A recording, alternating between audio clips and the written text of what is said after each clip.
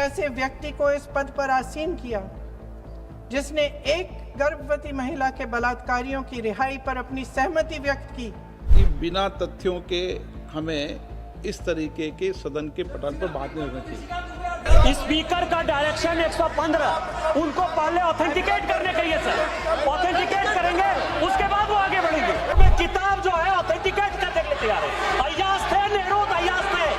मैं फिर दोबारा रिपीट कर रहा हूँ, प्रियंका जी को ऑथेंटिक करना चाहिए, ऑथेंटिकेट करना चाहिए। और जो मिस इन्फॉर्मेशन कर रहे हैं, नहीं तो मिस इन्फॉर्मेशन के लिए कार्रवाई करना चाहिए सर। मुझे कोई नोटिस नहीं दिया है, मैं इधर प्रेजेंट हूँ और मैंने ऐसे कैसे बिना ऑथेंटिकेशन बोल सकते, मुझे बिना नोटिस दिए हुए।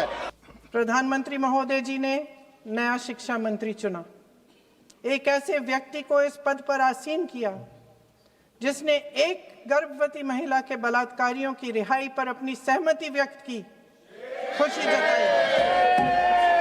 देश की करोड़ों लड़कियों को प्रधानमंत्री जी ने क्या संदेश दिया?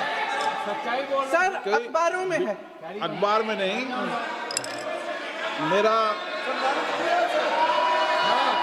अध्यक्ष महोदय जी, जो श्रीमती प्रियंका वाड्रा गांधी जी बोल रही थी, तो बीच में उनके वहाँ से भी टोका टोकी पहले भी हुए, हमारे यहाँ से भी हुए थे।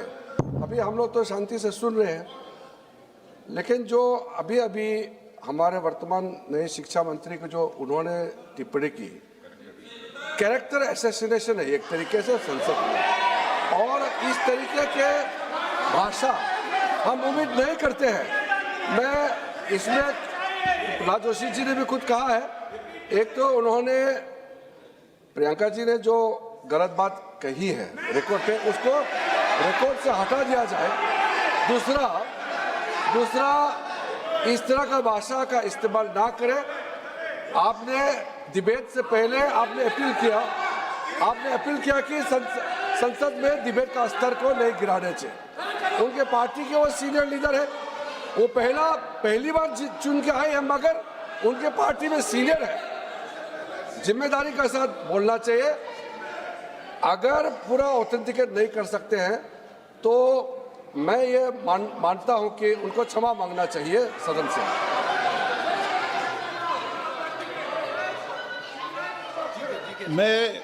मेरा मत ये सदन के अंदर, ये सदन सर्वोच्च लोकतांत्रिक संस्था का सदन है, इसका एक एक शब्द हमेशा रिकॉर्ड में रहता है।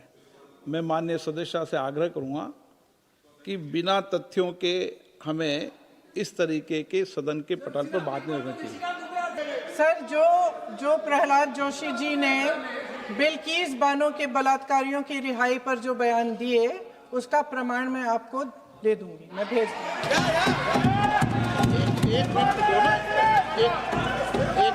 मैं ऑथेंटिकेट कर लूंगा। स्पीकर का डायरेक्शन 115 उनको पहले ऑथेंटिकेट करने के लिए सर ऑथेंटिकेट करेंगे उसके बाद वो आगे बढ़ेंगे। ऐसा नहीं होगा, पहले ऑथेंटिकेट करने दो सर।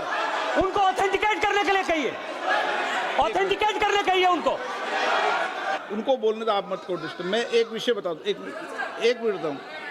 नियम 353 के अंदर फिर मैं एक बार स्पष्ट कर दूं, किसी भी सदस्य द्वारा किसी भी व्यक्ति के विरुद्ध मानहानि या अभियोगात्मक प्रकृति का कोई आरोप नहीं लगाया जाएगा जब तक कि सदस्य ने अध्यक्ष और संबंधित मंत्री को पर्याप्त अग्रिम सूचना नहीं दे दी हो। यह व्यवस्था है।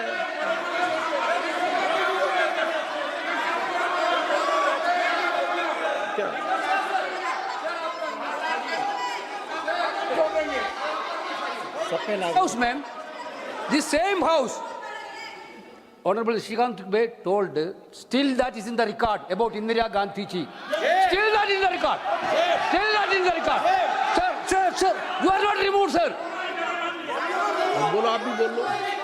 सर, केसी वेणुगोपाल जी ने जो नाम लिया है और मैं नेहरू जी के बारे में जो बात कहा है मैंने सर, मैं उस पर कायम हूं और मैं किताब जो है ऑथेंटिकेट करने के लिए तैयार हूं। अय्याज थे नेहरू अय्याज थे। मैं फिर दोबारा रिपीट कर रहा हूं, आई एम अगेन रिपीटिंग। यही फैक्ट है और वो किताब में ऑथेंटिकेट करके दे रहा हूं। आई एम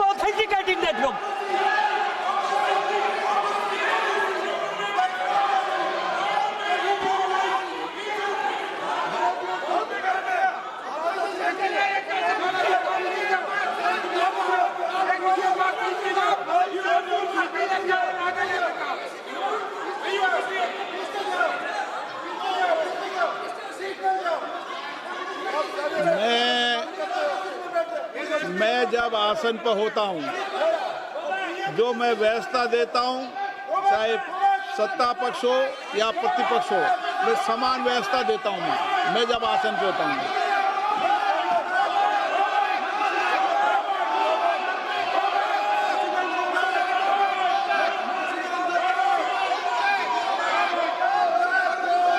प्लीज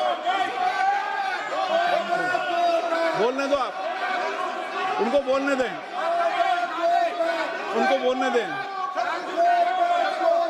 नो, अरे आप उनको नहीं बोलने देना चाहते?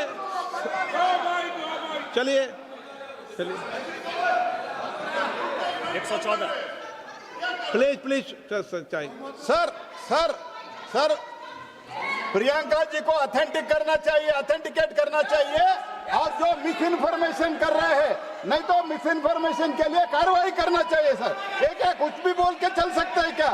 और procedure for the minister the correcting the mistake 114 में अगर वो आपने जो रूल का जिक्र किया 353 में, मुझे कोई नोटिस नहीं दिया है, मैं इधर प्रेजेंट हूँ और मैंने ऐसे कैसे बिना ऑथेंटिकेशन बोल सकते हैं मुझे बिना नोटिस दिए हुए? इसलिए मैं इसको खंडन करता हूँ और उसको एक्सपेल करना चाहिए और उनको माफी मांगना चाहिए।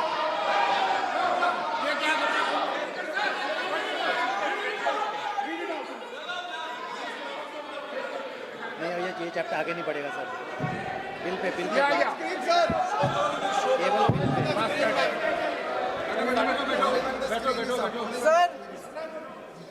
Sir, here is a newspaper माननीय article. सदस्य, Sir, पूरा बुक ले गया है आपने बुक ले गया सकता है। sir, written by a respected माननीय journalist. सदस्य, I will authenticate using this, sir. आप माननीय सदस्य प्लीज इसको छोड़ दें।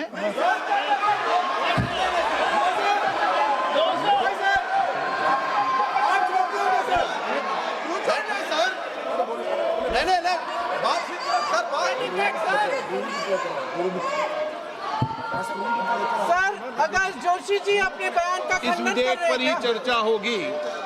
आप इस बयान का खंडन कर रहे हैं क्या? नहीं, जोशी जी माननीय से पूछेगा। सदस्य, मैं आपसे फिर आग्रह कर रहा हूं, इस सदन में इस विधेयक पर ही चर्चा होगी। फिर भी नो, ये विधेयक का विषय नहीं है। आप नो, आप बोलो तो विधेयक पर बोलो, ये मेरी अपेक्षा आपसे। प्लीज सर, कभी- छोड़िए, ये रख दो। इस विषय को छोड़िए।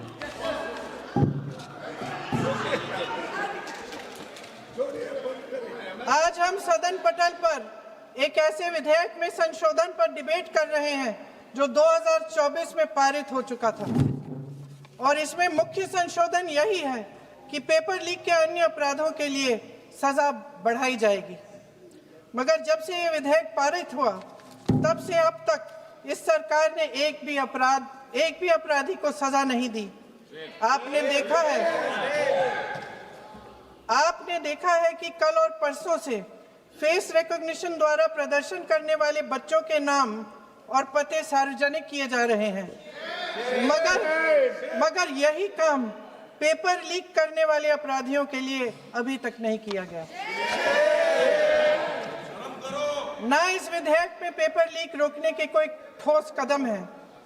इससे देश के युवाओं का भरोसा कैसे बनेगा? अध्यक्ष महोदय, आदरणीय प्रधानमंत्री महोदय जी को आपके माध्यम से मैं कहना चाहती हूं कि शायद उन्हें अपने सलाहकार बदलने चाहिए। वे असलियत से एकदम टूट चुके हैं। नई कमेटियां बनाने से काम नहीं चलेगा। उनका अध्यक्ष चाहे कोई भी हो। राधा कृष्ण कमेटी भी व्यवस्था में सुधार लाने के लिए बनी थी।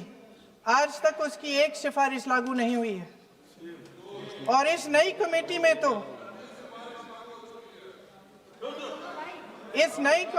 तो एक एक्स आईबी चीफ, फिर चिल्लाएंगे, एक एक्स आईबी चीफ, एक आईटी कंपनी के मालिक और एक गौमूत्र के विशेषज्ञ भी हैं।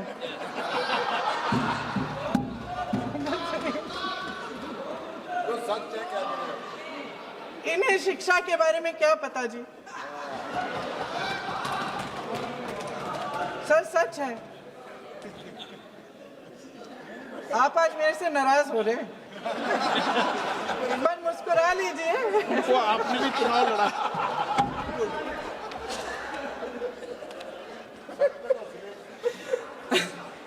सर फास्ट ट्रैक कोर्ट्स का रिकॉर्ड पहले से ही बहुत खराब है। वैसे भी कल की सुनवाई में सीबीआई का वकील पेश ही नहीं हुआ। संसद में विपक्ष को दोषी ठहराने से, खोखले राजनीतिक खेल खेलने से काम नहीं चलेगा।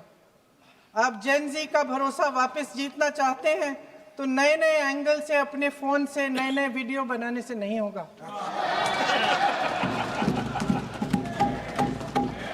प्रधानमंत्री जी को कैमरे का एंगल नहीं, दिल का एंगल बदलना पड़ेगा। ये जनरेशन जागरूक है, समझता है, झूठ पहचानने की उसकी अपार क्षमता है। इनका दिल और दिमाग जीतने के लिए आपको सच्चाई पर उतरना पड़ेगा।